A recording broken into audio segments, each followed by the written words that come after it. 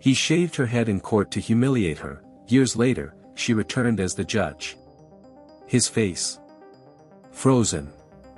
Round pushpin comment where you're watching from.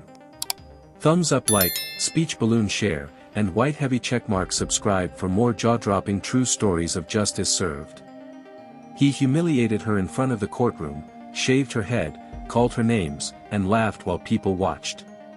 But years later, he stood frozen. As that same woman stepped into the courtroom again, this time, wearing the judge's robe.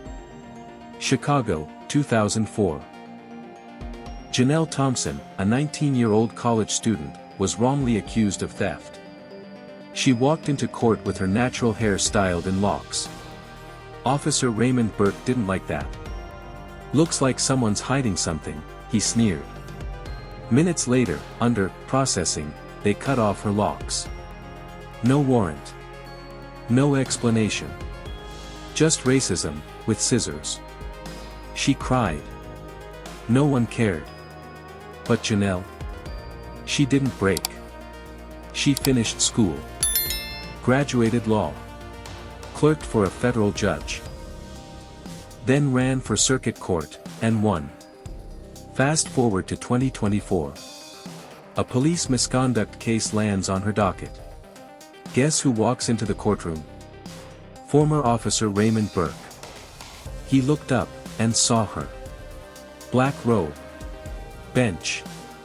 Power. Poise. He tried to speak.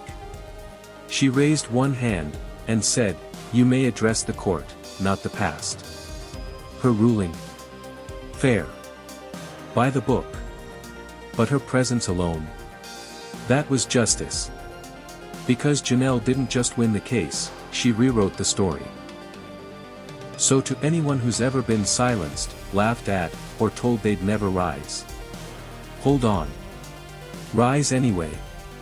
Because one day, the robe fits you, and the world will have no choice but to sit down and listen. Round pushpin, where are you watching from? Speech balloon, drop it in the comments.